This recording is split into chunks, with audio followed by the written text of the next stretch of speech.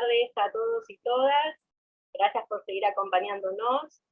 Damos comienzo ahora a la mesa 1 de Fronteras Interétnicas, en la cual van a intervenir 3 especialistas de diversas disciplinas sociales, como arqueología, geografía y antropología.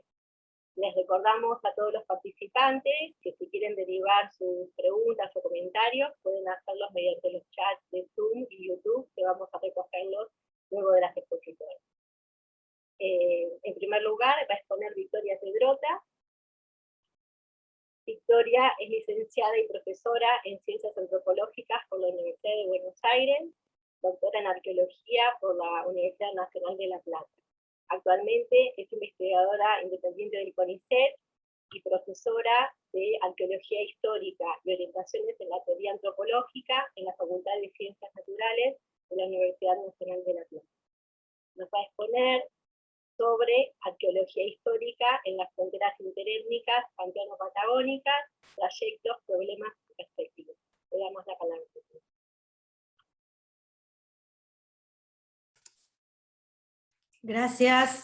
Gracias Sol por la presentación, buenas tardes. Gracias a la RER y al Jefre por la invitación a participar en esta mesa. Bueno, y a todos y todas los que están presentes y participando de distintas formas. A ver si logro empezar a compartir.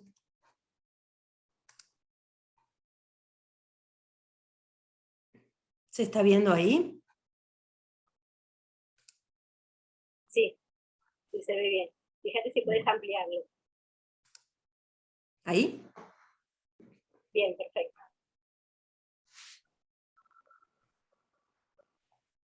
Bueno, inicio entonces la presentación. Las fronteras han sido objeto de una profunda revisión desde distintas ciencias humanas y sociales en las últimas décadas. A la vez que son un tópico central para comprender no solo la historia, sino también la conformación actual de la sociedad argentina y los conflictos étnicos, patrimoniales y territoriales que la atraviesan. Las investigaciones arqueológicas en las fronteras interétnicas o las fronteras interiores que se desplegaron en la región pampeana, el norte de la Patagonia y sus adyacencias, desde el periodo colonial hasta fines del siglo XIX, constituyen un campo consolidado dentro de la arqueología argentina.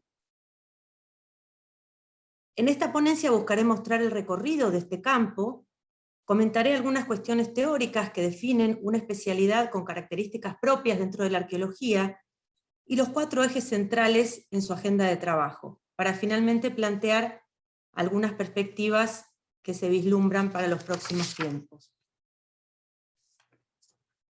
En sus comienzos, hace más de 30 años, las investigaciones arqueológicas sobre las fronteras se enfocaron en un conjunto de fuertes y fortines, emplazamientos militares típicos que sentaron las bases para el estudio de los ciclos de avance, real o pretendido, de las líneas estatales oficiales de frontera, como las que mostró hoy Marcela en la ponencia de esta mañana, justamente. Hasta ese momento, tal como vemos en esta imagen, que es parte de un trabajo que publicamos recientemente con una colega, Vanessa Bagaloni, las investigaciones arqueológicas hacia la década del 80 estaban centradas, eran escasas en primer lugar, y estaban centradas principalmente en contextos indígenas, que si bien carecían de una cronología precisa, se consideraban tardíos en las secuencias prehispánicas regionales. Principalmente un conjunto de construcciones de piedra situadas en los valles cordilleranos neuquinos, algunas represas de piedra en la provincia de La Pampa, algunos sitios a cielo abierto y el fuerte San Rafael en Mendoza. La siguiente imagen muestra el despegue producido en la década de 1990, con el inicio de varias investigaciones sistemáticas y de largo alcance, que tuvo como punta de lanza fortificaciones militares en la frontera sur bonaerense, que estuvieron en funcionamiento hacia mediados del siglo XIX. Son las que aparecen aquí, principalmente aquí marcadas en rojo, y también tenemos el mencionado hoy fuerte Achiras en la frontera sur de Córdoba. Además, la década del 90 marcó el inicio de proyectos orientados específicamente hacia la arqueología indígena del período poshispánico. Gran parte de estas pesquisas se concentró en las construcciones de piedra situadas en los dos sistemas serranos bonaerenses, Tandilia y Ventania, interpretadas como infraestructura para la concentración y el traslado de grandes arreos de ganado a través del territorio indígena independiente, desde la pampa húmeda hacia los mercados transcordilleranos, conformando circuitos comerciales que fueron la base de la economía en las fronteras interétnicas. También se investigaron 3 reducciones del período colonial que constituyeron dispositivos estatales de avance y ocupación territorial mediante la sedentarización, evangelización y disciplinamiento de los grupos indígenas locales. A su vez, en los años 90 comenzó una línea de trabajo centrada en las estancias, típicos establecimientos productivos rurales. Como se observa, la mayoría de las investigaciones se concentraron en la pampa bonaerense. En el nuevo milenio se mantuvieron las líneas de estudio emprendidas, otras ampliaron su alcance temporal y o espacial, a la vez que surgieron campos de indagación novedosos, como las actividades comerciales y mineras, la inmigración europea y los conflictos bélicos. De este modo se sumó gran variedad de sitios arqueológicos, como pulperías, casas de negocio, puestos rurales, tolderías, colonias agrícolas, canteras y campos de batalla, cuyo entramado fue configurando el paisaje rural originado en estrecha vinculación con la expansión estatal fronteriza. En esta década hubo una significativa expansión espacial y temporal de los sitios investigados, como se puede ver en la imagen. Durante los últimos 10 años se mantuvieron las líneas de trabajo afianzadas, así como la expansión espacial y temporal de los sitios investigados, pero no tanto su diversidad. No obstante, hay que destacar que comenzaron a estudiarse las primeras reducciones, las primeras experiencias reduccionales, en la zona cordillerana, la presencia africana en las fronteras bonaerenses, las estructuras de zanjeado que acompañaron a las líneas fortificadas de frontera, como las zanjas de Rosas y la zanja de Alsina en el siglo XIX, junto al estudio de los caminos y rastrilladas, las vías por donde circularon personas, ganados, productos, prácticas y saberes, vinculando las fronteras interiores con los territorios hispano-criollos, tanto como con la llamada tierra adentro. Recapitulando entonces, aquí está la imagen condensada de todas esas 3 décadas previas, vemos que en los últimos años se dio un crecimiento notable de las investigaciones arqueológicas en espacios que conformaron fronteras interétnicas y ámbitos rurales, que se refleja en la enorme cantidad y diversidad de sitios, objeto de pesquisas sistemáticas y de largo alcance. Vemos una ampliación temática sostenida, una distribución espacial cada vez más extensa y un dilatado eje temporal, que va desde el siglo XVI al XX. Dentro de la arqueología, las miradas acerca de las fronteras interétnicas se vinculan fuertemente con la renovación en el campo de la historia indígena, al cual precisamente hizo alusión hoy también Marcela en su ponencia de la mañana, de la mano de Raúl Mandrini y Silvia Rato, entre otros historiadores, y Miguel Ángel Palermo, Marta Bechis y Lidia Nacuzzi desde el campo de la antropología y la etnohistoria, a fines de la década de 1980 y especialmente en los años 90. Los arqueólogos que entonces comenzamos a investigar sitios en las fronteras internas, nos apoyamos en esos debates que habían cuestionado tanto la mirada anglocéntrica, turneriana, de la frontera norteamericana, pensada como el borde de una ola irrefrenable de la expansión blanca hacia el oeste, muy bien ilustrada en esta litografía, como la visión dicotómica local, de raigambre militar y liberal, de la frontera como límite entre la civilización, por supuesto la sociedad blanca, asentamientos estables, producción agrícola ganadera y una vida política y cristiana, y la barbarie, asociada a los pueblos indígenas, depredadores, nómades y de vida anárquica e infieles, que además tuvo todo su acompañamiento en la literatura y en el arte. Más allá de algunos matices, Los arqueólogos incorporamos esta visión renovada de las fronteras, que nos permitió investigar la distribución, características y materialidad de los asentamientos fronterizos desde una perspectiva no condicionada a priori por la búsqueda de límites, ni de contrastes entre tipos rígidamente establecidos, sino abierta a la porosidad y a la ambigüedad propia de los middle grounds o espacios en el medio, en palabras de White. Los arqueólogos pensamos también a las fronteras interiores como procesos históricos de larga duración, en el marco global del colonialismo, la expansión capitalista y la formación del mundo moderno. Muchos investigadores han tomado el modelo de centro-periferia, derivado de la teoría del sistema mundo de Wallerstein, para contextualizar sus casos de estudio, posicionando así a las fronteras como los bordes exteriores de dichas periferias. Esta perspectiva, para analizar la interacción humana en extensos espacios geográficos, tiene la capacidad de integrar jerárquicamente los contextos locales en dinámicas globales, ya que lo sucedido en un área no puede entenderse solo en referencia a la escala local. Si bien este modelo conlleva, entre otras limitaciones, el riesgo de sobredimensionar los factores económicos y presentar la relación entre centros y periferias en términos esencialistas y dicotómicos, básicamente mostrando a los centros como los centros desde donde provienen las innovaciones, activos y modernos, y a las periferias como retrasadas, arcaicas, tradicionales y pasivas. Este modelo tiene potencial para analizar el contacto y el cambio cultural en escenarios de frontera, sobre todo en relación con las redes de intercambio y el comercio interétnico, un punto sobre el que voy a volver después. Una vía analítica superadora a este modelo y al dilema también dicotómico de pensar a las fronteras o como lugares o como procesos, lo encontramos en la propuesta de Lightfoot y Martínez, que supone pensarlas como zonas de intersección de redes sociales, como espacios de interacción de poblaciones heterogéneas, multiculturales, con conflictos faccionales, atravesadas por luchas segmentales, balanceando las interacciones entre los centros y las periferias desde una posición no colonialista y mediante la articulación de múltiples escalas de análisis temporales y espaciales, un tema que también hoy se ha hablado bastante en la mesa anterior.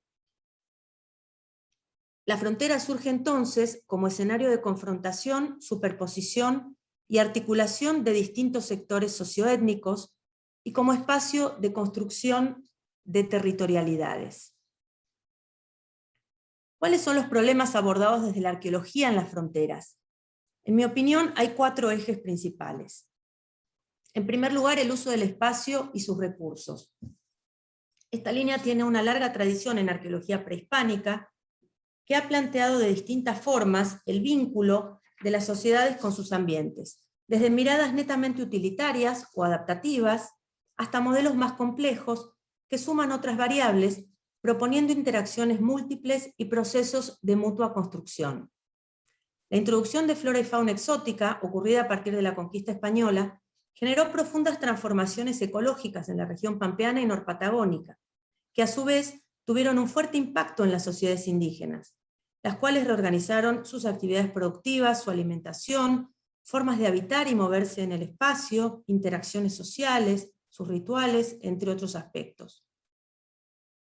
El ganado introducido no solo se integró a la economía indígena, también la sociedad hispano-criolla estructuró sus actividades productivas en torno al ganado, ya sean animales cazados en las vaquerías o mediante la cría de rodeos propios. La presión sobre estos recursos fue uno de los factores que conllevó la instalación de fortificaciones próximas al curso del río Salado bonaerense a mediados del siglo XVIII, entre otros lugares. Desde entonces, la corona española y luego el Estado independiente buscaron ocupar y controlar de forma efectiva espacios que en los hechos no integraban su territorio. Para ello desplegaron estrategias y dispositivos diversos, como las citadas fortificaciones, la traza de líneas militares, el asentamiento de población, la puesta en producción agropecuaria de porciones de tierras o la fundación de colonias agrícolas, que coexistieron con el poblamiento espontáneo. La arqueología ha aportado el conocimiento de estos procesos a través del estudio de la distribución y el entorno de dichos emplazamientos, indagando la disponibilidad de agua, la accesibilidad a recursos vegetales y animales, las vías naturales de circulación, los ciclos climáticos, entre otras variables. El segundo eje es la construcción del territorio, en estrecha relación con el anterior. Se vincula también con la arqueología del paisaje y apunta a comprender los procesos de construcción, significación y representación del territorio a través del despliegue de mecanismos materiales, institucionales y simbólicos por parte del Estado en interacción con las sociedades indígenas y la población rural, que deben enfocarse en una escala de mediana y larga duración. Se indagan los distintos modos de concebir, de marcar, usar, vincularse con el ambiente y sus recursos, reconociendo la coexistencia, superposición y tensión entre diferentes territorialidades, especialmente en el siglo XIX, con el proceso de avance de las fronteras hasta la configuración territorial que finalmente pudo llevar a cabo el Estado-Nación a fines de esa centuria. Y en esta imagen quiero mostrar, es tomada de un trabajo que hicimos con Sol Lanteri y Laura Dauine, precisamente esta superposición y de distintas estrategias y dispositivos de poblamiento y de marcación del espacio. En este caso vemos, es la zona entre Azul y Olavarría, esta porción que no está deslindada o vagamente demarcada, que se trata de tierras habitadas y concedidas luego por un tratado a las tribus de indios amigos lideradas por los caciques Catriel y Cachul, que habitaron en esta región. Aquí figura como terreno destinado a los indios de Catriel. Esto coexistió con estos rectángulos grandes que ven aquí, que son las suertes de estancia que constituyeron las unidades de poblamiento de la cuenca del Arroyo Azul a partir del rosismo, pensadas para la subsistencia de una familia campesina. Y a su vez esto coexistió con estos pequeños rectangulitos que ven acá, con toda esta retícula, que se trata de chacras destinadas a la producción agrícola, que fueron asignadas a familias de inmigrantes de origen ruso-alemán que se instalaron ahí, dando origen a la colonia Olavarría, inmediatamente después de la expulsión de las tribus de los indios amigos de esta zona.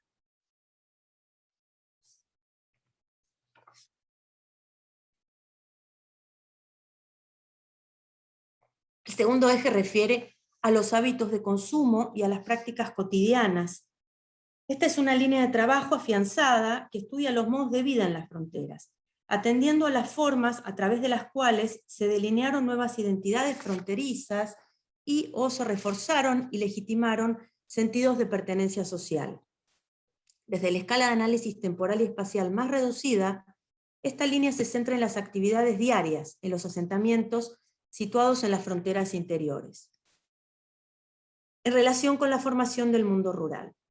La arqueología es una vía de enorme potencial al respecto, ya que se trata de sectores sociales y étnicos cuyas prácticas cotidianas suelen ser poco visibles en las fuentes escritas, y si existen, generalmente fueron enunciadas por terceros esas referencias. Voy a comentar brevemente un ejemplo arqueológico. Aquí vemos los restos que corresponden a los restos de gres y vidrio recuperados en un pequeño fortín, el Fortín El Perdido, situado al suroeste de Olavarría, y por otro lado, restos que se han recuperado en asentamientos correspondientes a las tolderías de indios amigos en la cuenca del Arroyo Niegas, aproximadamente en el tercer cuarto, digamos, del siglo XIX. Vemos aquí que los hábitos de consumo, en este caso de bebidas alcohólicas, eran similares. En ambos sitios aparecen restos de botellas de ginebra, vino y cerveza. Se materializa en estos contextos la ambigüedad y la porosidad de las fronteras interétnicas, a la vez que debemos replantearnos entonces cómo se construyeron los vectores de diferenciación y las identidades en estos espacios en disputa.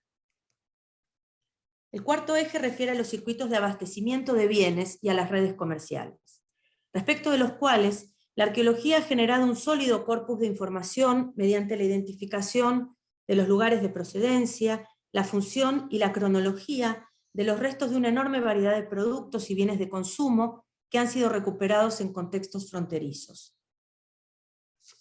Retomando el ejemplo anterior, quiero agregar que las botellas de Grés eran de ginebra importada de Holanda, al igual que las limetas de vidrio. Mientras que las botellas cilíndricas de vidrio contenían vino de Burdeos y cerveza inglesa. Así, la arqueología materializa el funcionamiento de extensas redes comerciales, regionales, extrarregionales e internacionales, a través de las cuales dichos productos circulaban hasta ser adquiridos, consumidos, usados y o descartados en los espacios de frontera. En tal sentido, los modelos globales de interacción antes comentados posibilitan insertar los casos de estudio locales en escenarios de interacción económica, social y cultural más amplio, explorando el alcance de estas redes de intercambio y comercio, inter e intraétnicas. Bueno, para finalizar, en esta ponencia intenté dar cuenta del estado actual del campo de estudios arqueológicos sobre las fronteras pampeano-patagónicas, que ha tenido un crecimiento sostenido en los últimos años, durante los cuales se diversificaron los temas y problemas indagados, tanto como se extendió la escala temporal y espacial de las investigaciones, en consonancia con el crecimiento y la consolidación de muchos equipos de investigación. Más allá de los matices, el estudio de las fronteras requiere enfoques teóricos capaces de articular distintas escalas de análisis, dando cuenta de la interacción entre los procesos globales de expansión capitalista y conformación del mundo moderno y los procesos específicos en contextos locales, histórica y geográficamente situados. La arqueología de las fronteras interétnicas ayuda a pensarlas como espacios complejos y dinámicos de interacción, que constituyeron también escenarios clave para la construcción decimonónica del territorio nacional y los conflictos que atraviesan la sociedad contemporánea. Como señalé, los vínculos disciplinares más fuertes de los arqueólogos históricos se tejieron con la antropología y la historia, plasmados en el debate teórico sobre las fronteras, en la agenda de investigación, en los proyectos y la composición de los equipos de investigación, publicaciones y espacios de encuentro académico compartidos que son cada vez mayores. En los últimos años, además, se advierte la formación de equipos de trabajo que proponen abordajes interdisciplinarios para el estudio de las fronteras y un auspicioso acercamiento a la producción en el campo de la geografía, que marca sin duda una gran maduración disciplinar respecto a los años 80 y un camino para poder traspasar las propias fronteras disciplinares de la arqueología. Muchas gracias.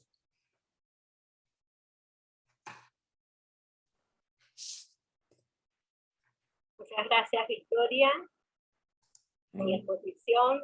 Damos lugar ahora a la presentación de María Eugenia Comerci. Ella es doctora en Ciencias Sociales, magíster en Estudios Culturales y geógrafa.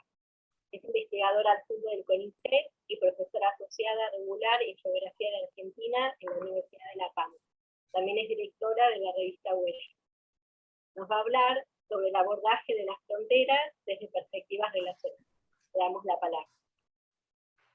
Buenas tardes, ¿cómo están? Bueno, muchísimas gracias por la presentación y agradecer también por la invitación a participar de estos encuentros donde se puede debatir desde distintas perspectivas, desde distintas disciplinas, y bueno, contribuir a la generación de un conocimiento común que de alguna manera vamos recuperando lo que escuchamos y vamos repensando nuestras investigaciones. Hoy quería comentar algunas reflexiones que surgieron a partir de la propuesta de debatir sobre las fronteras interétnicas en base a los estudios que vengo realizando desde ya hace más de 15 años en el oeste de La Pampa, en el centro de Argentina, sobre todo la expansión de la frontera productiva que tiene que ver con toda una transformación en las prácticas de reproducción social y los conflictos que esto genera. Voy a tratar de presentar. están viendo? Sí, se ve bien. Perfecto. Entonces, me gustó mucho la propuesta de poder pensar teórica y metodológicamente los estudios de frontera y recuperar un caso para ver de qué manera podemos aplicar esa teoría y en todo caso redefinirla a partir de ese ida y vuelta que es constante en la investigación social, ¿no? Entre teoría, práctica, la empiria y el debate teórico, la discusión teórica y la renovación de esa teoría a partir de los casos.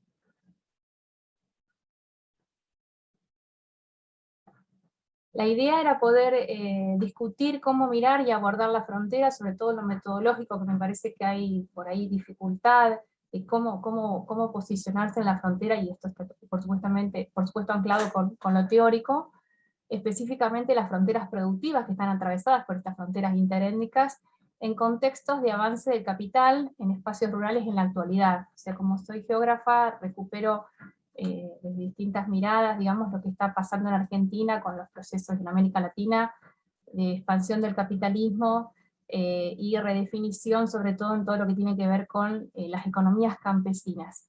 Y quería recuperar un estudio de caso del centro de Argentina, donde claramente hay procesos de expansión de frontera y las territorialidades entran en tensión y se van a expresar claramente estas lógicas y sentidos diversos y van a emerger los conflictos y las representaciones y las subjetividades van a cambiar de los sujetos. Entonces quería comentar un poco el caso y reflexionar con la teoría y la metodología con ustedes a partir de este caso que se da en el paraje Chosmalal, que está ubicado en una zona limítrofe entre La Pampa y Mendoza, que justamente tiene también yacimientos arqueológicos porque hay pinturas rupestres, tiene 8 aleros con pinturas rupestres, y es una zona donde, bueno, a partir de un conflicto que se generó en un puesto que está ubicado del lado mendocino, pero que su pastoreo y su espacio de socialización está del otro lado, o sea que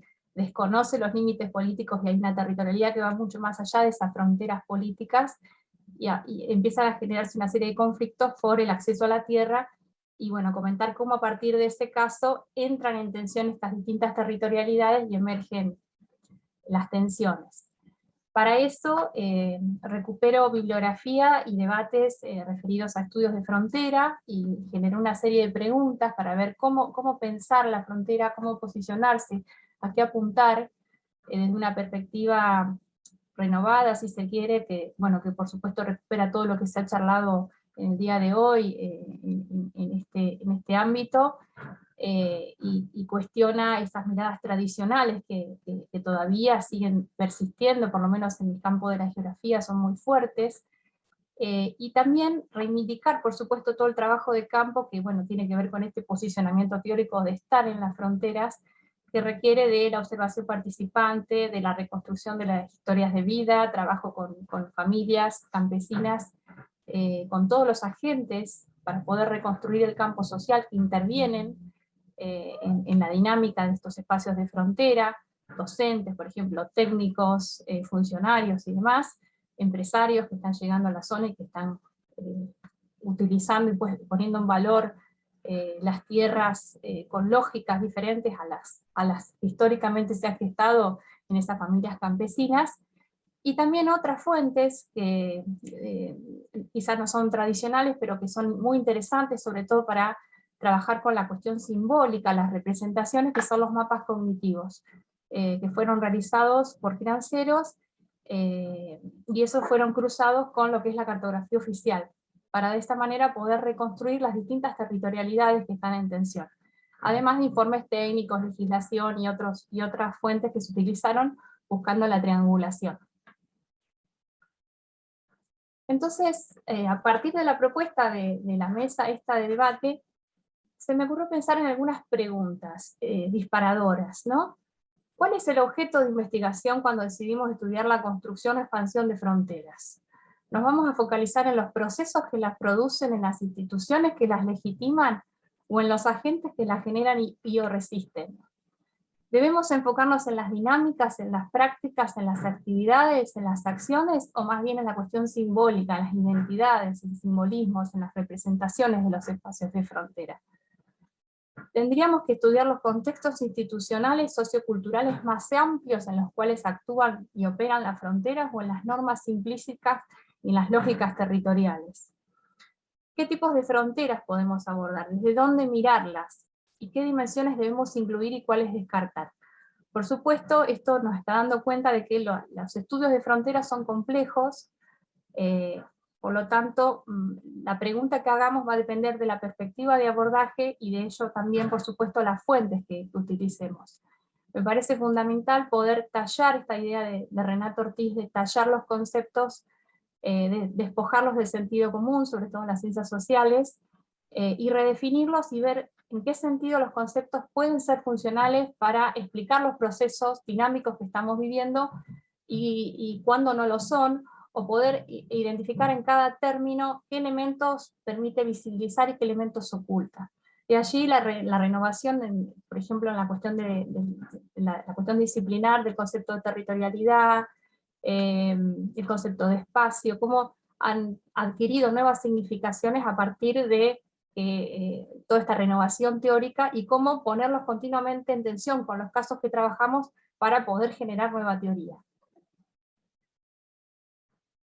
Entonces, uno de los conceptos claves que me parece que es fundamental discutir, y que toda esta mañana se ha venido planteando, y en este sentido hay un acuerdo, me parece, teórico en cómo mirar la frontera y en qué estamos entendiendo por frontera, es superar esas visiones tradicionales asociadas con el Estado-Nación, con el análisis monoescalar que tanto estudia Benedetti, y poder entender a las fronteras como justamente procesos de conexión conflictiva, cargados de conflictos y de tensiones, en espacios que se caracterizan por dinámicas productivas y reproductivas heterogéneas, entendiendo justamente a la frontera como un área más o menos permeable en el cual dos espacios se suponen diferentes, entran en conflicto y entran en contacto.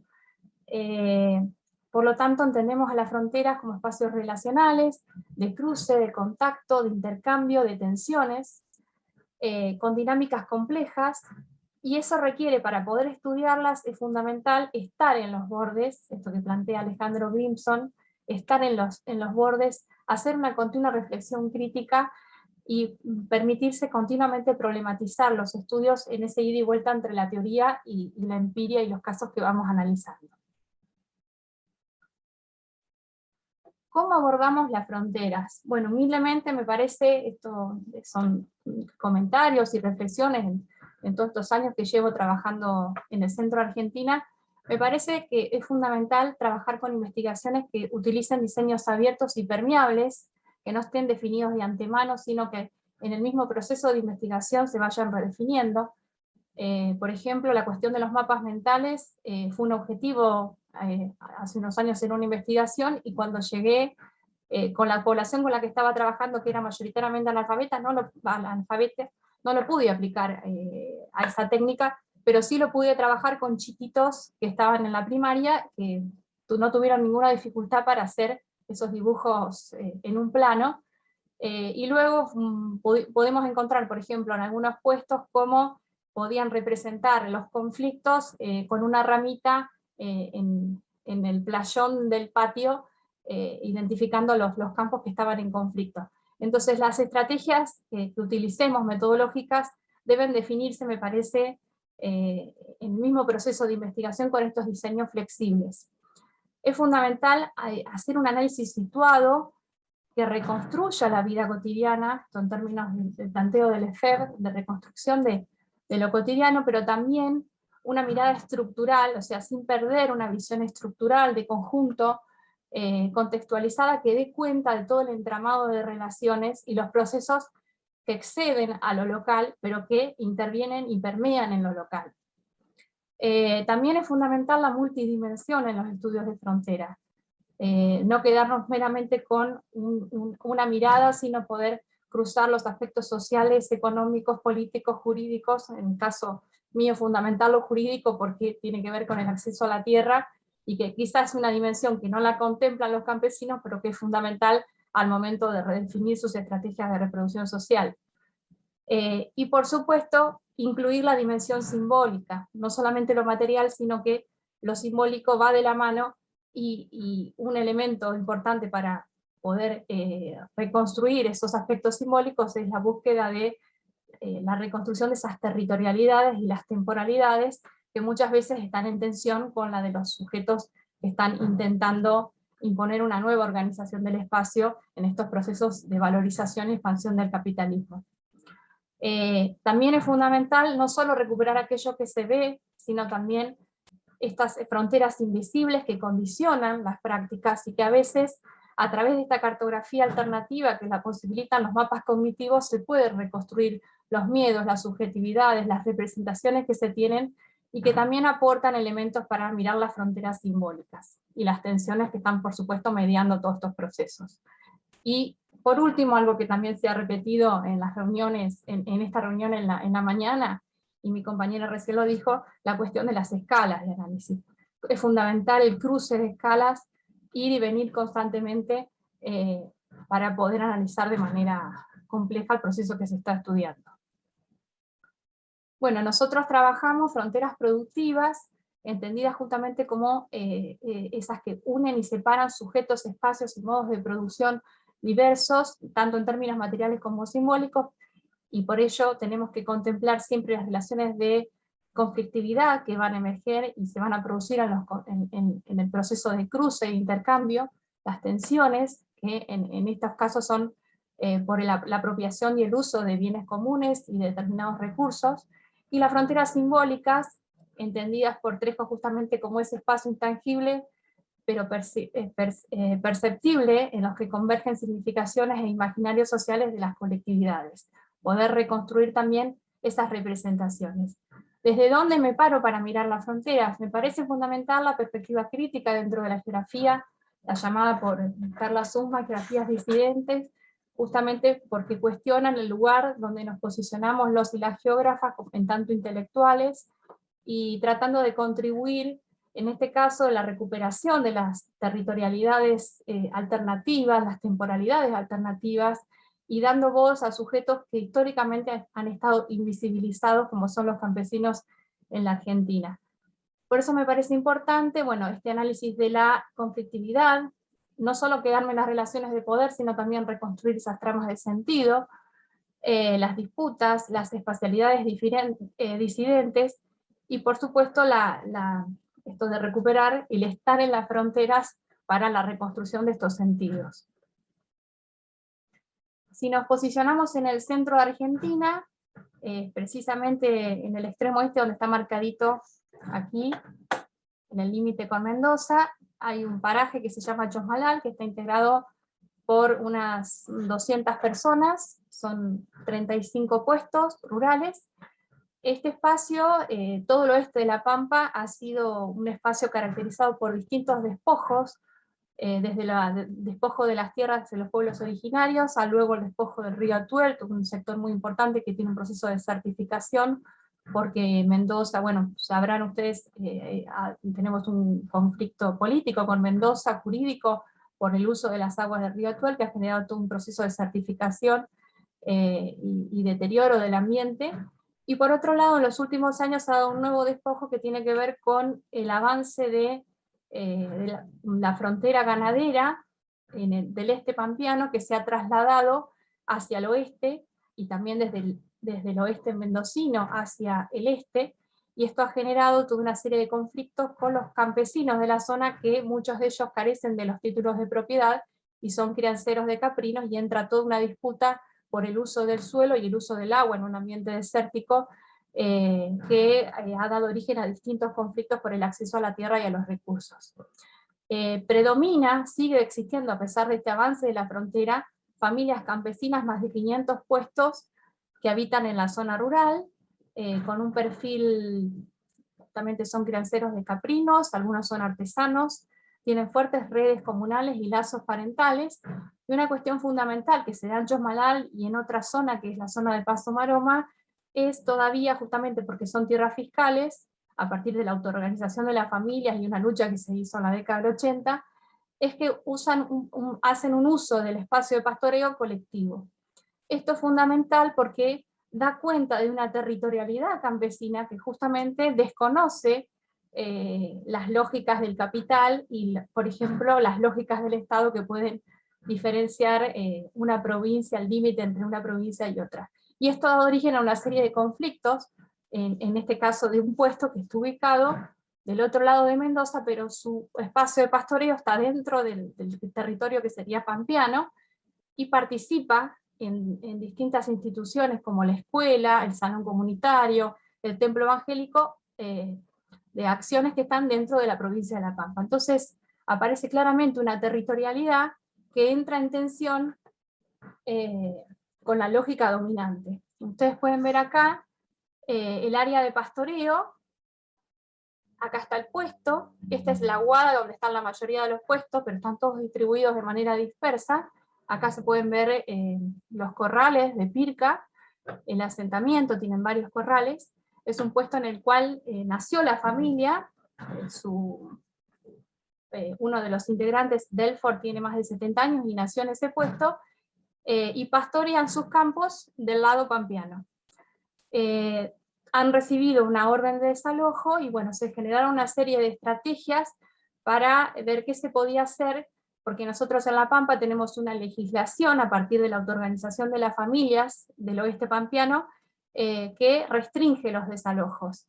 Pero esta legislación tenía una traba legal porque no se permitía aplicar para el puesto que estaba ubicado, sobre todo la vivienda, del otro lado de la provincia. Entonces se generó discusión, incluso bueno, hubo todo un debate en la escuela, en la cual los nietos de los puesteros de esta familia están estudiando, donde bueno, aparecían temores y distintas representaciones. Acá tenemos un mapa mental, donde está ubicado, fíjense cómo está integrado dentro de Chosmalal, está integrado el puesto pasando el límite, está también la representación del límite marcada por el criancero, que es un criancero que además de tener animales es mercachifle, entonces tiene una visión un poco más global de la región. Estos que van a encontrar acá son los puestos, y acá tienen, por ejemplo, una cruz que indica que es un campo que está cercado, que ya no se posibilita ahí el uso de ese espacio de pastoreo común. Entonces, me parece interesante el caso para pensar cómo la territorialidad campesina expresa una espacialidad disidente, desconoce estos límites políticos y estas fronteras, y cómo también a través de un mapa o de un dibujo se pueden expresar estas fronteras simbólicas y los miedos, en este caso con el cercado y la cruz, porque está realmente limitando y condicionando las estrategias de reproducción social de estas familias. Cuando fui a visitar el puesto, porque me convocaron porque estaba trabajando la cuestión de tierra, me invitaron a la escuela y para mi sorpresa los chicos conocían muchísimo el caso, tenían muchísima información, y bueno, estuvimos trabajando con este mapa que había hecho uno de los crianceros. Finalmente quería cerrar con algunas representaciones para que aparezca un poco la voz de los sujetos directamente involucrados en estos procesos, y fíjense los temores y la subjetividad cómo aparecen en el discurso. En este caso es de un familiar, que es un vecino, que bueno, lamentablemente falleció de COVID este año, porque el paraje también ha sido afectado por todo este proceso global. Y fíjense lo que nos decía: vaya a saber, no sé dónde van a ir a vivir esa pobre gente. 25 de Mayo, que es una localidad que está a 300 kilómetros al sur de La Pampa. Con los hijos capaz, pero no sé. El señor este que vino le dijo que era el dueño, y sí, papeles dice que todos tienen. Ellos les daban a pagar como 9 años, pero no tienen plata porque el campo es puro salitre. Yo creo que si se van al pueblo a 25 se van a morir. Dios no permita. Toda la vida acá en el campo, ¿qué van a hacer en el pueblo? Se van a enfermar y a morir. Tienen que vender los animales. Delford tiene 64 años. Ellos se han criado como nosotros en el campo. Si se van al pueblo, Dios mío, ¿qué van a hacer?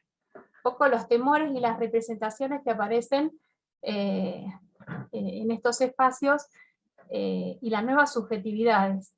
Hay acá una entrevista que le hicimos al maestro que decía: la llegada de nuevos productores se nota en que disponen de menos campo, porque la manifestación de este proceso es el achicamiento de los campos. Esto parecía en el testimonio de la mayoría de la gente cuando empecé a ir a la zona, El problema que tenemos nosotros es que se nos achican los campos, y bueno, es la manifestación del avance del alambre sobre estos campos libres que han estado con este pastoreo conjunto.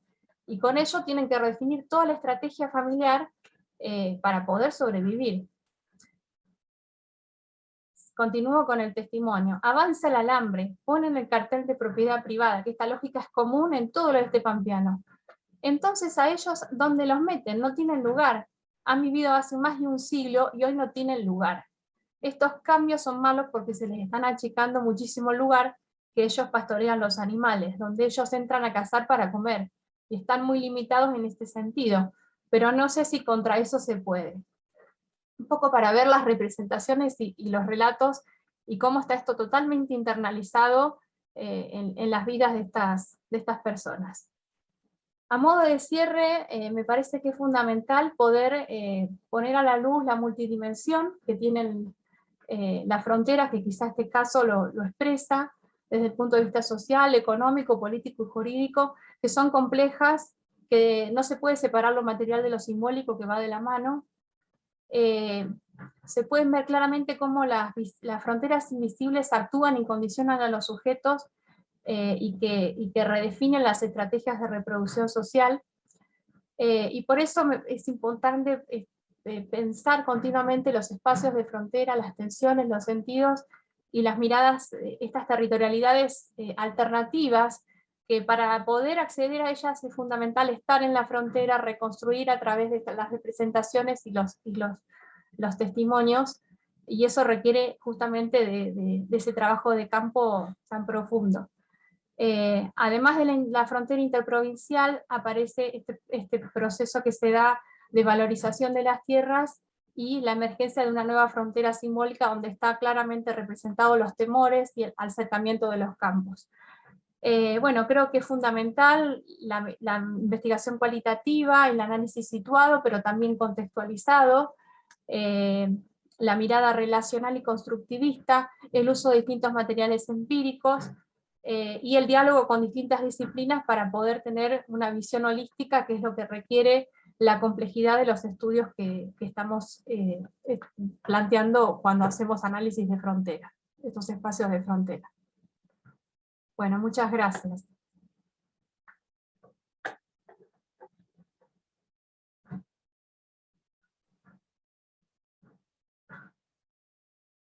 Muchas gracias, Eugenia. Damos paso ahora a la última intervención de la mesa, a cargo de Ingrid de Jong.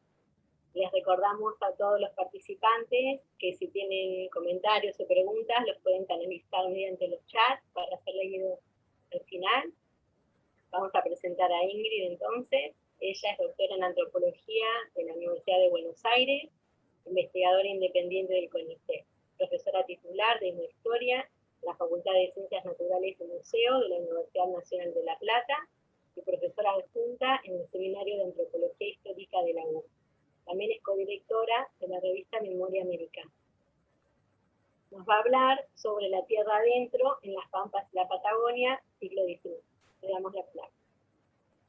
Bueno, buenas tardes. Hola Sol, gracias. Gracias al jefe por la invitación para participar en este seminario. Bueno, sí, yo quería traer aquí una síntesis acerca de lo que se está investigando en etnohistoria y alguna propuesta mía acerca de las prácticas de la territorialidad indígena en el siglo XIX, particularmente en las décadas centrales del siglo XIX.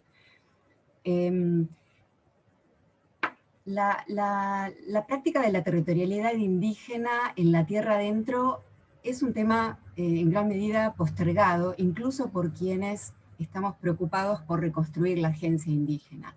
Quizás tiene que ver con una historia de conocimientos que deriva de una historia sobre la frontera construida desde los estados, mirando hacia la tierra adentro, y no posicionada en la tierra adentro, ¿no? Entonces, de alguna manera, esta categoría, estas dos palabritas, tierra adentro, las seguimos usando cuando queremos nombrar un ámbito de interacciones que todavía no terminamos de conocer. Por supuesto hay avances, hay muchas cosas para decir, pero de alguna manera falta precisar y sistematizar propuestas para poder entender la forma en que el orden político y territorial se producía en estos espacios donde predominaban las lógicas indígenas, durante la etapa de fronteras, durante la etapa en que la población indígena de Pampa y Patagonia fue independiente.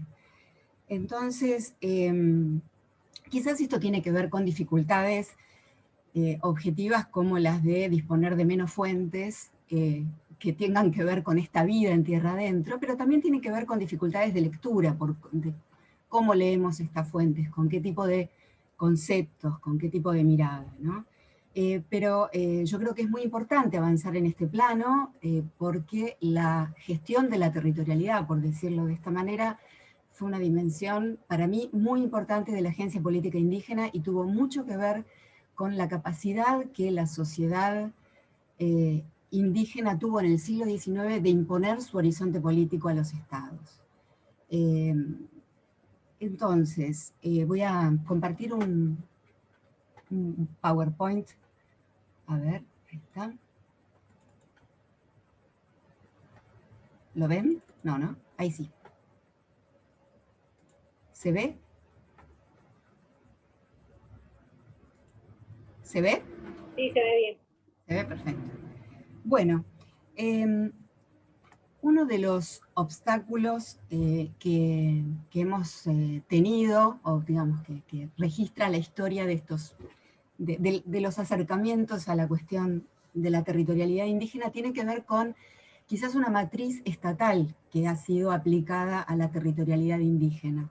Es una, digamos, se ha leído a la territorialidad indígena como desde un dispositivo que trata que asimila la etnia, la unidad política y el territorio, ¿no? Subsiste aún en aquellas referencias más espontáneas acerca del territorio como el área de influencia de los cacicazgos, ¿no? Y que llega hasta ese punto y nada más.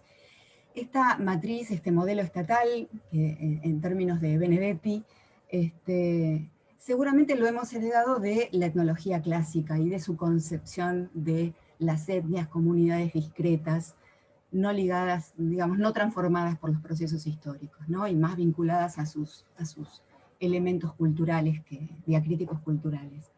Sin embargo, esto pasó, digamos, y en las últimas décadas, en las últimas 4 décadas, desde el 80, 90, tanto desde la arqueología como desde la etnohistoria y la historia, hay propuestas, hay otras miradas, hay nuevas herramientas, entre las que yo rescato las de la preocupación por la movilidad, los circuitos de movilidad, la distinción de espacios nodales e internodales, la visibilización de la interacción y el intercambio de bienes, la consideración de escalas amplias, la conexión de grupos a largas distancias, la consideración de estrategias de complementariedad social y la posibilidad de entender la profundidad histórica de una macrorregión unida por las redes indígenas.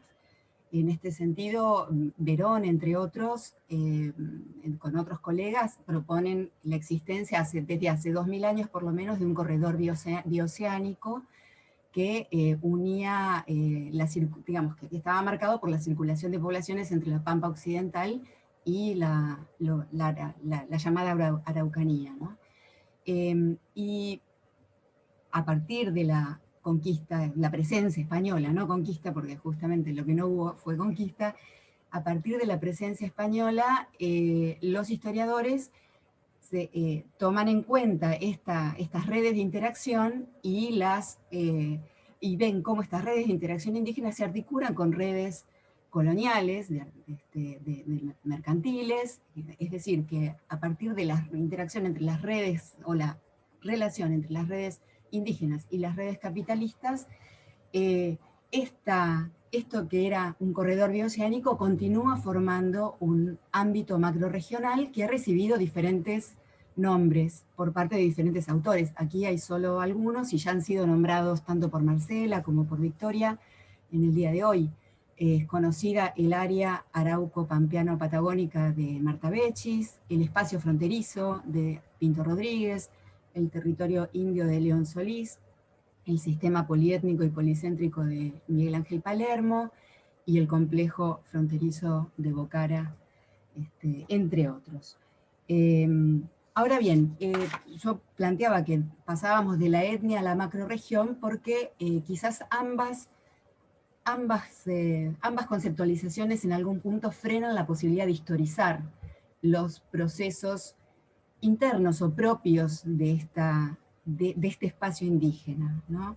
Es decir, todas estas denominaciones son imágenes atractivas, pero no reemplazan un proceso de historización que tiene que estar atento a los cambios, a conocer los ritmos, las modalidades, los actores en la gestión del territorio indígena, ¿no? Entonces, a eso vamos. Lo que yo quiero rescatar, entre otras cosas rescatables, es que en los últimos 10, 15 años algunos autores plantean conceptos que permiten replantear fuertemente para el siglo XIX, para las décadas centrales del siglo XIX, esta relación entre identidad política y territorio. Algunos de ellos apuntan, como Julio Besub, a distinguir, a poner en foco las redes, los tejidos de alianzas, las cadenas de sociedades, el ejercicio de territorialidades discontinuas. Por ejemplo, este autor, Julio Besub, analizando el diario de Musters, él propone que grandes macroidentidades como las tehuelches se iban tejiendo en los recorridos de las poblaciones pertenecientes a grupos acotados y territorialmente distantes. Y más aún, que las redes de parentesco que unían a estos grupos acotados y territorialmente distantes se ligaban con grupos que recibían otros nombres, es decir, se fundían con otras identidades territoriales como las mapuche tehuelches, que eran comandadas por Sayhueque a mediados del siglo XIX. En este sentido, estamos, digamos, ante una propuesta que pone en el parentesco y en la capacidad política del parentesco un gran peso, ¿no? Tanto es así que tanto Julio Besub como Daniel Villar y Juan Francisco Jiménez hablan de una estructura rizomática que habría tenido la sociedad indígena para el siglo XIX, ¿no? Una estructura rizomática que indicaría que el parentesco, en tanto idioma de la política y en tanto vínculo que posibilita los intercambios de bienes en la distancia, facilitaba, viabilizaba la movilidad, la circulación y las reasignaciones territoriales de la población a lo largo de su vida, ¿no? Lo que Palermo llamaría la rotación o pasaje de personal entre grupos étnicos, ¿no? Paso a este mapa tomado de Mandrini, que muchos ya conocerán, para proponer lo que estamos pensando algunos de nosotros en torno a estas décadas centrales del siglo XIX. Es decir, lo que quiero plantear acá es que esta estructura rizomática tampoco es, digamos, una forma de denominar o describir un principio de organización territorial indígena inmanente a históricos, sino que es una forma de describir una etapa de la gestión o de la organización territorial indígena particular, con características propias, nuevas, que toma forma y es distinguible en las décadas de 1840 a la de 1870, es decir, las últimas 3-4 décadas de la frontera. Es un panorama que para mí es nuevo, que tiene continuidades, por supuesto, con etapas previas, pero que es nuevo en varios órdenes. Sucede a una etapa de gran conflictividad previa, la que se dio en las primeras décadas del siglo XIX, particularmente la década de 1820 y 1830, en las que se produce un conjunto muy amplio de procesos muy difíciles de sintetizar acá, tienen que ver con el avance de las fronteras del sur, desde el río Salado hacia el sur, con la apropiación por parte de la sociedad nacional de territorios de producción pastoril indígena en el sur de Buenos Aires, con esta campaña del desierto que organiza Rosas, y con el desarrollo de la guerra a muerte también en los territorios pampeanos y norpatagónicos. Esto, digamos, esta conjunción de procesos muy compleja sí puede, digamos, sintetizarse en una gran y alta y continua conflictividad, tanto interétnica como intraétnica, en este espacio indígena pampeano norpatagónico. Pero también lo que crea esta gran conflictividad son digamos, a la vez que desarticula el espacio indígena preexistente, crea oportunidades para la conformación de un nuevo sistema, una nueva configuración territorial en las Pampas y Norpatagonia que tiene características nuevas que intentaré describir. Me sirvió mucho leer un trabajo muy antiguo de Daniel Villar acerca del patrón de ocupación y control del espacio en el siglo XIX en el espacio pampeano norpatagónico, y tomo de allí estas ideas centrales de un patrón estable durante estas décadas de ocupación del espacio, en las cuales, por la cual territorios estratégicos, por estar cerca de mercados criollos o por los recursos que dispone, son ocupados por los cacicazgos principales de las parcialidades, pero estos están vinculados por una alta movilidad itinerante a través de rastrilladas, de redes indígenas, etc. El segundo aspecto es el que más me interesa y es el que, tomando prestado el término a Marta Bechis, le doy un nuevo significado, que es el de geopolítica indígena en las fronteras. ¿Qué implicaría esta geopolítica indígena en las fronteras? Es una exclusividad en las decisiones políticas de relación con los segmentos más próximos a la territorialidad de los cacicazgos, que sin embargo abre las ventajas de la concertación de la paz a las parcialidades aliadas, o abre las posibilidades de participar en empresas guerreras o maloneras también a las demás parcialidades. Todos estos puntos se van, digamos, encastrando unos con otros, tienen unos que ver con otros. El siguiente, y tomando el término de Julio Besú, el de eslabonamientos, tiene que ver con que la movilidad a nivel regional entre la Araucanía, en las Pampas y dentro de las Pampas y la Patagonia continúa como en décadas precedentes, pero ya no está vinculada a procesos de competencia por los recursos, por la ocupación de espacios y la construcción de territorios para desplazar nuevamente a los que están y volver a instalarse, sino que son eslabonamientos no competitivos que están dirigidos a respaldar esta geopolítica de los cacicazgos con territorialidad pampeana. Y esto lo que permite durante estas 4 décadas es la continuidad de los horizontes políticos indígenas en relación al Estado. ¿Qué significa esto? Es que los cacicazgos no sufren demasiadas conflictos o tensiones, por lo menos por parte de otros cacicazgos en otros territorios, para desarrollar sus políticas, ya sea tendientes a la alianza con disidentes políticos de facciones políticas blancas o nacionales, como la concertación de paces o llevar adelante malones en venganza o en, digamos, como compensación a algún daño infligido desde las fronteras. Y algo que tiene que ver con esta capacidad de imponer los horizontes políticos indígenas, que se expresa en términos generales en la capacidad de los caciques indígenas en estas décadas de obtener tratados de paz por parte del Estado, básicamente, tiene que ver con lo que, tomando prestado el término a Rogerio Herzberg, es una especie de multiterritorialidad indígena en la frontera, porque esto ha sido trabajado muy bien por Geraldine Davis Lenoble, por ejemplo. En ciertos segmentos de la frontera las parcialidades lograron extender sus propias lógicas, es decir, las lógicas de parentesco, de reciprocidad, a la forma en que se desarrollaban las articulaciones mercantiles en los espacios fronterizos. Tal es así que desde Caleufú se tejieron estas redes comerciales parentales con Carmen de Patagones, las que tuvieron mucha estabilidad, y también en el territorio pehuenche, en el norte neuquino, los arrendamientos de tierra y el comercio se realizaban bajo un orden dispuesto por los cacicazgos, bajo relaciones que tendían a reproducir estas relaciones de parentesco entre compadres, entre parientes, ¿no?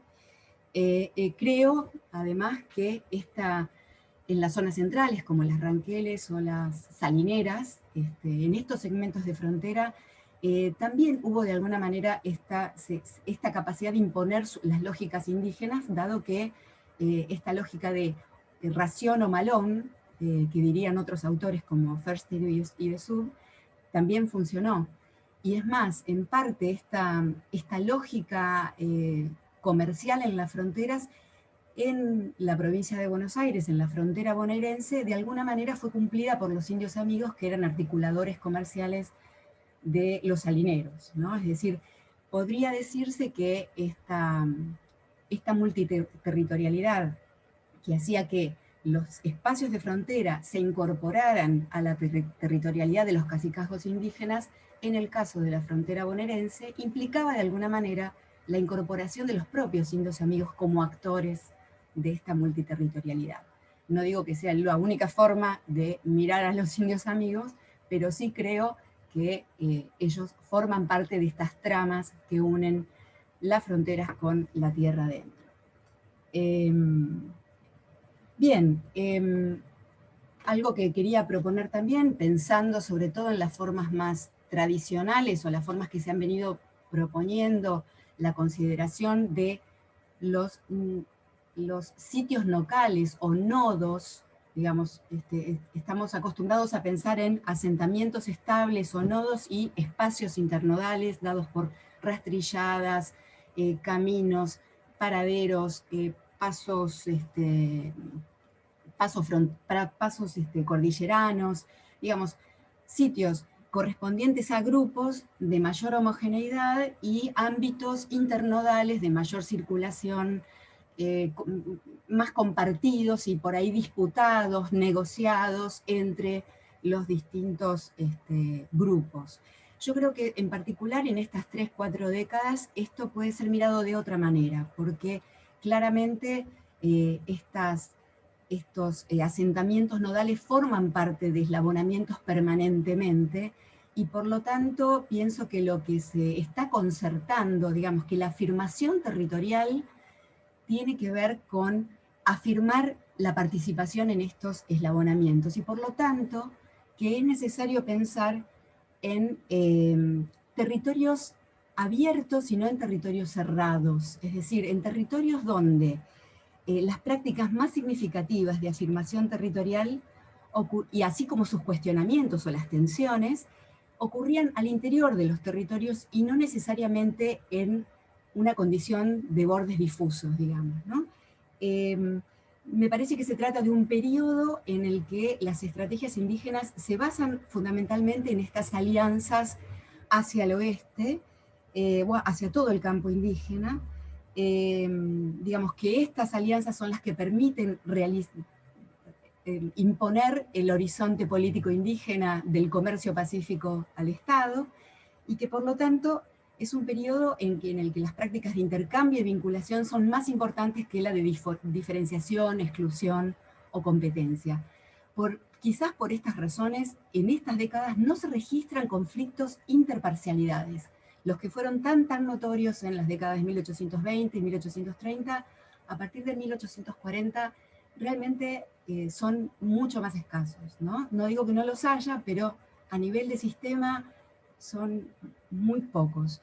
Entonces, me parece que la afirmación territorial entonces tenía lugar al interior de estos territorios y se valía de protocolos de sociabilidad, digamos, de protocolos en los que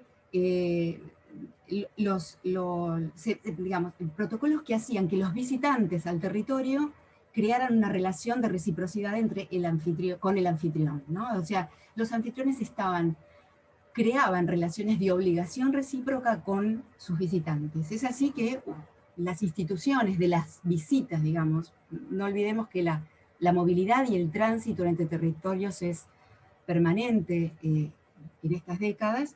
Estas visitas, lejos de ser conflictivas, lo que producen están rodeadas de una serie de instituciones de reciprocidad, que implica el agasajo, que implica para los caciques compartir parte de las raciones con los visitantes, que convierten al comercio en una relación social, en una obligación, que van unidas muchas veces a otro tipo de festejos o rituales que tienen que ver con dar el nombre propio al visitante, con la creación de lazos de padrinazgo o compadrazgo, y también con lo que ha estudiado Guido Cordero también, por ejemplo, que es bueno, una estrategia de organización de la defensa territorial o de la organización de malones a gran escala, que requiere que estas redes de sociabilidad y de alianza estén ya tendidas para poder ser activadas, ¿no? Con esto entonces finalizo. Me parece que, digamos, aquí quizás está sintetizado de una forma algo desafiante, pero me parece importante partir para trabajar la tierra adentro, sobre todo en este periodo al que me referí, en tratar de desacomodar, gracias a estos aportes también, esta unidad entre territorio, unidad política, identidad étnica, digamos, porque me parece que ya más que etnias tendríamos que hablar de identidades territoriales que son emergentes de dinámicas de gran circulación y readscripción a lo largo del espacio arauco-pampeano o norpatagónico, de unidades políticas que atraviesan los territorios. Es decir, la acción política no se deriva de los cacicazgos, sino muchas veces de segundas líneas que toman iniciativa y que forman, forman malones por su cuenta, y que los territorios son partes de los abonamientos que se tienen que reacomodar o recrear permanentemente bajo protocolos de sociabilidad. Así que, bueno, esa sería la síntesis. Muchas gracias.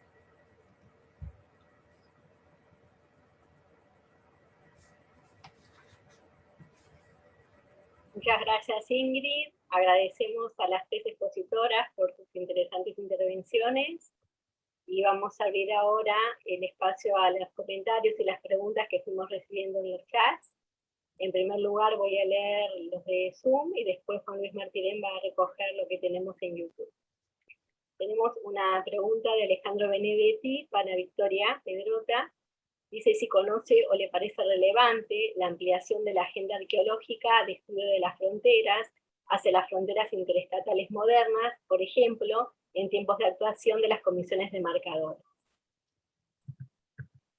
Después, de Daniel Santilli, también para Victoria, pregunta, ¿se pueden fechar los restos de botellas importadas? ¿Son contemporáneas entre sí los hallazgos de los dos asentamientos? Otra pregunta de Natividad González para María Eugenia Comerci. Quería comentarle que en Jujuy estas territorialidades también están activas, pero se activan o no según objetivos, algunos coyunturales, de las comunidades. Una pregunta de Sergio Bratisevich a María Eugenia también. Pregunta de dónde proviene el concepto de frontera productiva o qué autores se pueden utilizar para esta noción, y aclara que él siempre lo utilizó ad hoc, por eso hace esa consulta. Y también tenemos una última pregunta de Alejandro Benedetti para Ingrid de Jong. Pregunta cómo interaccionan las academias de Argentina, Chile y Uruguay para abordar el estudio de aquellas fronteras interétnicas de los siglos XVIII y XIX. Damos la palabra a Juan para que recoja lo de YouTube. Muchas gracias, Sol. Bueno, como hoy a la mañana también hay mucha presencia, muchas felicitaciones para las tres expositoras. Hay algunas preguntas.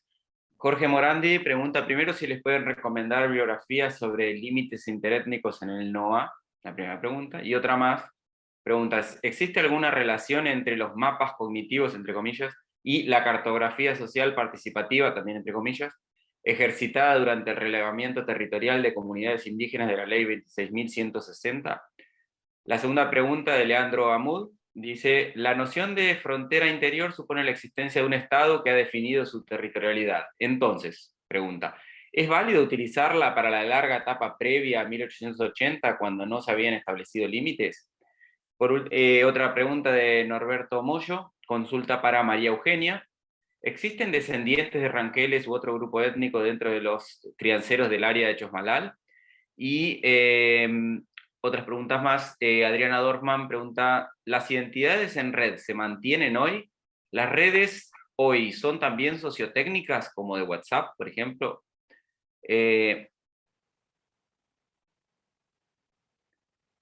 Bueno, por ahora son esas preguntas. Cualquier cosa continuamos si siguen haciendo. Los invitamos a quien tenga intenciones de preguntar, enviar sus preguntas por el chat.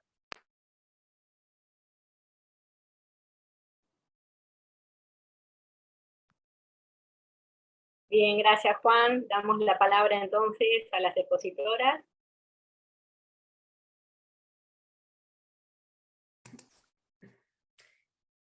Contesto yo, Sol, ¿te parece que la primera pregunta? Sí, perfecto, como les parezca. Bueno, no conozco la pregunta de Alejandro sobre la ampliación hacia el arqueológico, ¿no? Hacia el estudio arqueológico de fronteras estatales. No conozco que existan, y sí, sin duda sería muy interesante que esta explosión, como yo les digo, de los estudios arqueológicos en los últimos 30 años llegue hasta, trascienda, digamos, las fronteras interétnicas y se vaya acercando hacia las fronteras estatales. Sería muy auspicioso.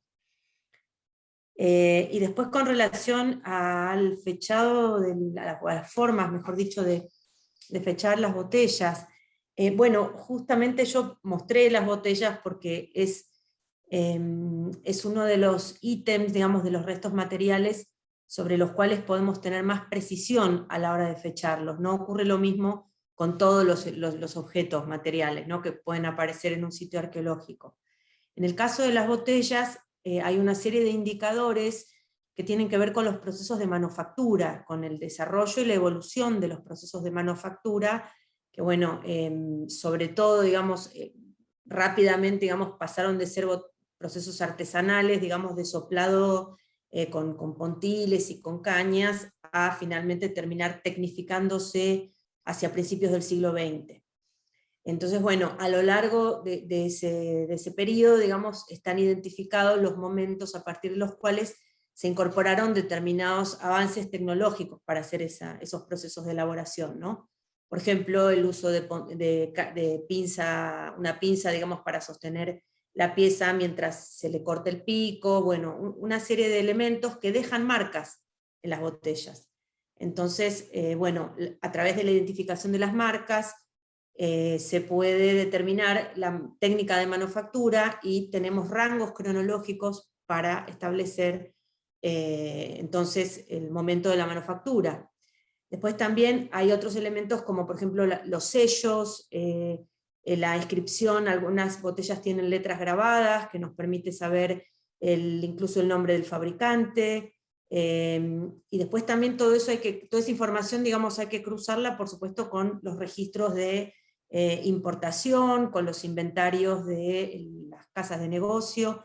En este caso nosotros trabajamos mucho, por ejemplo, con casas de negocio de Azul, donde pudimos ver los inventarios, digamos, la aparición del tipo de botellas, digamos, que estábamos encontrando en los sitios arqueológicos. Es decir, hay que hacer jugar muchos elementos para determinar el fechado, pero sí se puede, y lógicamente está dentro de un rango, ¿no? Ese fechado tampoco es un día o una fecha exacta, pero sí tenemos un rango en décadas, digamos, que nos permite asignar temporalmente esos objetos.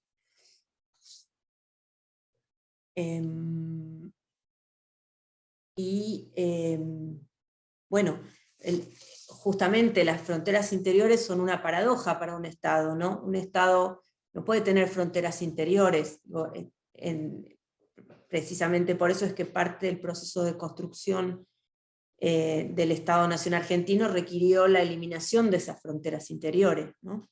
Yo, digamos, simplemente utilicé esa palabra porque en parte de la bibliografía, sobre todo de la historia, se emplea, pero sí, como parte del proceso de formación del propio Estado-Nación, fue necesaria la desaparición de esas fronteras interiores.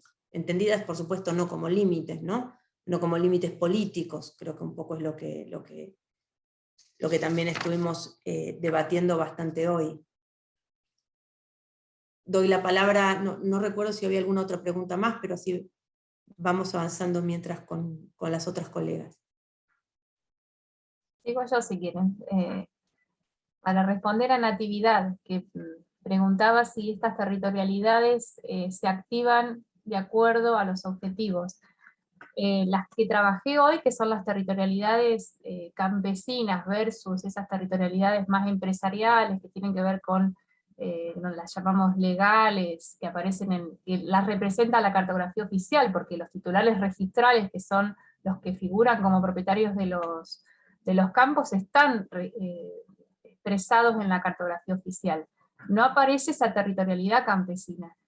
Esas están presentes y son continuas. Por ahí se redefinen las prácticas de resistencia y las estrategias cuando aparece algún conflicto, a ver qué se hace. Ahí sí hay una cuestión más de coyuntura y ver si se visibiliza, de qué manera se va a luchar o a reclamar por la tierra. Pero la territorialidad campesina es muy visible. Lo que pasa que normalmente no la reconoce el Estado, no la ve el Estado, y las fuentes que tenemos desde el Estado no las visibilizan. Por eso la importancia de estar en el campo y hacer todo ese trabajo, recuperando voces y reconstruyendo esas territorialidades. No sé si respondo, Natividad, a tu pregunta. Cualquier cosa volví a preguntar, no hay inconveniente. Después la pregunta de Sergio. El término frontera productiva yo hace, no sé, 15 años que lo uso. No encontré ningún referente teórico para conceptualizarlo, pero justamente hace referencia a que en el caso nuestro, de La Pampa, y lo he visto en otros lugares de la Argentina, no solamente una valorización por el avance de la frontera ganadera, solamente, sino también que hay intereses inmobiliarios, petroleros, ahora está todo el tema de la actividad cinegética y los cotos de caza. Entonces son múltiples actividades y por eso de alguna manera lo definimos así como frontera productiva, el avance de esa frontera productiva, pero no tengo ningún teórico con el cual esté definiendo el término. Después otra pregunta de la cartografía social hecha en el relevamiento indígena y el mapa cognitivo. En realidad, los mapas cognitivos con los que trabajo son dibujos que hacen crianceros en la tierra o en un plano, en un papel, para que representen el espacio de vida y cómo pueden, con los elementos simbólicos que ellos consideren pertinentes. Por ejemplo, algunos representan el templo evangélico, instituciones que consideran importantes, el salón comunitario, y otros no. O sea, depende de sus relaciones y de su cosmovisión, por supuesto. En cambio, me parece que la cartografía social recupera esos elementos, pero es construida de manera colectiva, a partir también de un imaginario común y es consensuado. O sea, es diferente de esto que son mapas individuales, pero que también permiten, a partir de la historia de esa persona, reconstruir la representación que tienen del espacio, y es imaginario. Y la pregunta de Norberto sobre si son descendientes de pueblos originarios de ranqueles. En realidad todas estas familias son descendientes, ya sea por sus apellidos, por sus trayectorias, porque tenemos documentos que prueban que están desde fines del siglo XIX residiendo en la zona, las mismas familias, apellidos como Peletay, Maya, bueno, entre otros, pero no están incorporados en ninguna comunidad. De acuerdo a un estudio que hizo Daniel Villar, serían pehuenches, o sea, serían descendientes de pehuenches por la ubicación y la vinculación que tienen con Cuyo, pero en realidad no están inscriptos y no quieren pertenecer, porque esta fue una de las estrategias que se manejó para poder solucionar el problema con las tierras que tienen en la zona, que se definieran como comunidad indígena. Y para ellos continúa siendo, no sé en este momento porque hace unos años que no hablo del tema, que no he vuelto a hablar sobre el tema, pero hace unos años era como algo despectivo pertenecer a una comunidad indígena, y lo veían como incluso, no solo despectivo, sino como una broma, que les parecía algo imposible de realizar, aunque en sus prácticas y en sus apellidos, en sus prácticas porque son la forma en que construyen los corrales, utilizan recursos locales, el uso de hierbas medicinales, todo lo que tiene que ver con la tintura para hacer los tejidos, son todas prácticas indígenas, de hecho se han encontrado morteros, hay un montón de elementos en la zona que dan cuenta de ese pasado, pero todavía no hay una autoidentificación con los pueblos originarios en absoluto, y lo ven como algo despectivo. Hace pocos años que está instalada la escuela en el paraje, también a partir del reclamo de la gente, porque los chicos se desarraigaban cuando iban a las escuelas de albergue, y están haciendo todo un laburo interesante con la reconstrucción del pasado, y quizá esto en unos años cambie, esa representación. Pero por ahora no pertenecen a ninguna comunidad, aunque por ejemplo, para recibir becas, los chicos que están en secundario, las solicitan y están enmarcados dentro de lo que sería el pueblo Ranculche, y de esa manera pueden obtener becas. O sea, lo utilizan como una estrategia, pero todavía no hay un proceso de autoidentificación como pueblo originario. Creo que están todas las preguntas. Gracias. Antes de darle la palabra a Ingrid, hay una aclaración de Daniel Santilli para Victoria. Dice que le interesaría saber si las botellas son de la primera o de la segunda mitad del 19. Y tenemos más comentarios y preguntas para Ingrid de Jong en YouTube, que va a leer Juan Luis Martirén. Sí, justo Ingrid, aprovechamos y leemos, así incorporamos todas las preguntas. Una de Alonso Rodríguez, que consulta qué considerás como nodo fronterizo desde tu punto de vista. Y aprovecho también para incorporar un último comentario de Jorge Francisco Sánchez. Dice, al parecer, antes del siglo XIX, las redes interétnicas pudieron incorporar la presencia de capitanías extranjeras. Sin embargo, el avance del capitalismo y la definición de territorios erosionan sociabilidad. Y luego pregunta, ¿podrían abordar, imagino que para las tres, si las redes interétnicas tendrían alguna manera de articular alguna resistencia al despojo de territorios actual, por ejemplo en la región mendocina o incluso en otras del territorio? Por ahora son esas las preguntas.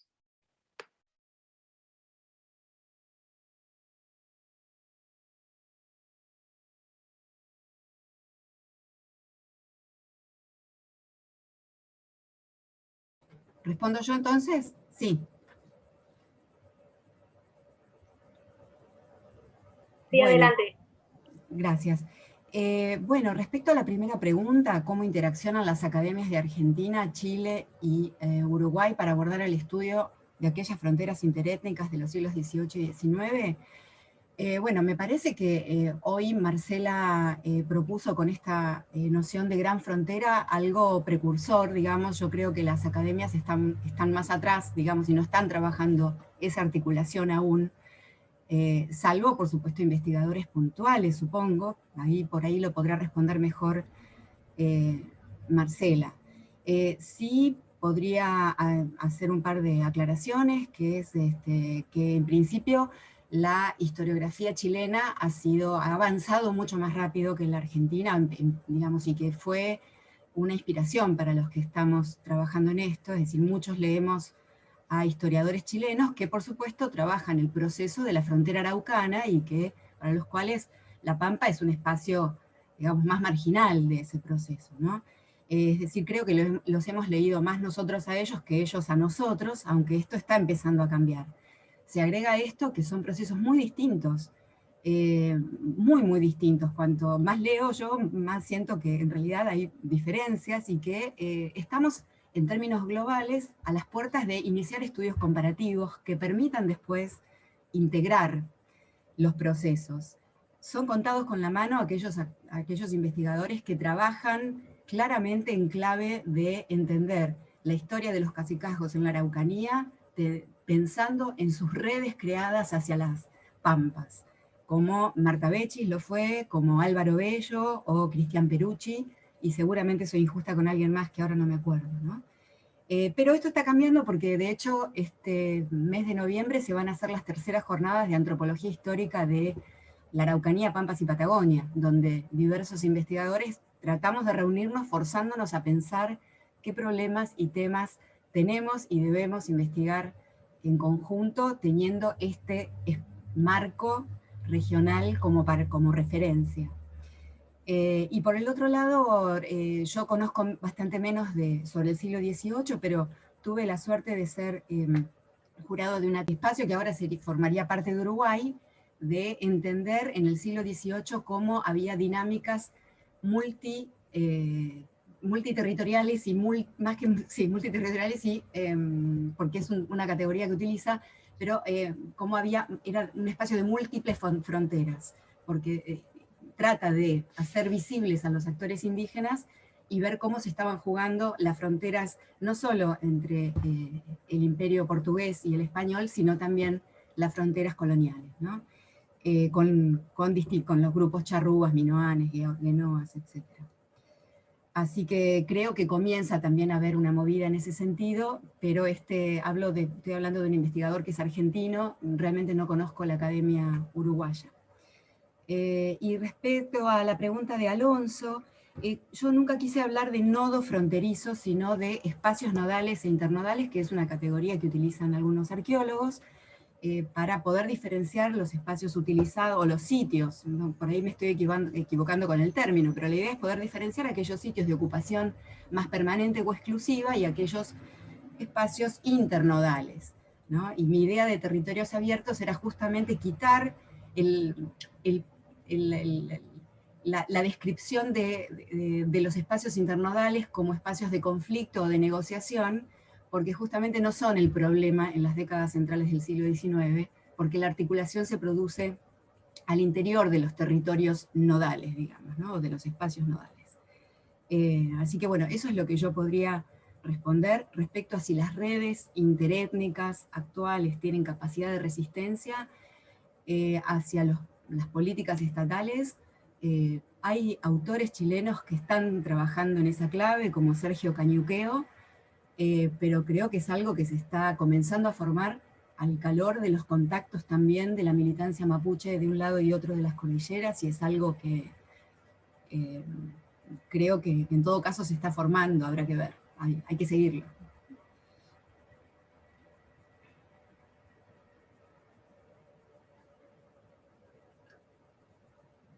Bien, creo que quedó una consulta de Victoria, ¿no? Que sí, tenés la palabra, Victoria. Gracias. Estuve haciendo los deberes mientras contestaban las otras preguntas. Bueno, para Daniel, así completo un poco la respuesta, con datos más concretos. Para empezar, el sitio Arroyo Nievas, que es el sitio donde estaban localizados, digamos, estos asentamientos de los indios amigos, está fechado en el tercer cuarto del siglo XIX, ¿no? Eso es un rango un poquito más amplio. El Fortín Perdido funcionó, lo fundan, digamos, en 1863, y tiene como fecha límite, digamos, no sabemos la fecha precisa en la que fue desafectado o trasladado, pero no fue posterior a 1869, o sea que como mucho estuvo en funcionamiento entre el 1863 y 1869 de forma contemporánea a la instalación de estas tribus amigas en los campos del Arroyo Nievas. Y por otro lado, con relación a las botellas que yo mostré, bueno, las botellas de Bordeaux, las de vino de Bordeaux, de Burdeos, tienen un rango cronológico entre 1850 y 1890. Las limetas de Ginebra, en este caso, una de las que mostré es la holandesa, que es la de la marca de la fábrica Hoyteman, que la venimos encontrando yo y otros colegas en gran cantidad de sitios en la frontera, pero bueno, los fragmentos de las botellas que yo mostré entre 1840 y 1861, y los porrones de Ginebra de grés cerámico se ubican hacia mediados del siglo XIX. La producción local de botellas de grés cerámico recién empezó en Argentina hacia 1890, sí, por ahí, con la fábrica Biekert, así que toda la producción de grés, o el grés mejor dicho, que aparece en los contextos, digamos, previos a esa fecha, siempre es de producción, siempre son piezas importadas, quiero decir, tanto las de Ginebra como los porrones de cerveza. Pero bueno, después si te interesa particularmente, puedo pasar bibliografía sobre eso. Gracias por la pregunta. Bueno, muchas gracias a todas y a todos por los comentarios y las preguntas. Agradecemos nuevamente a las tres expositoras por sus excelentes intervenciones. No sé si hay alguna otra pregunta o comentario, si no ya podemos dar por cerrada esta mesa. Los invitamos 16:30 a la mesa siguiente, Fronteras y Ciudades, que va a coordinar Matías Gilardi. Si alguien más quiere hablar, y si no, bueno, les agradecemos y los invitamos en un ratito a continuar en la última mesa de la tarde. Muchas gracias.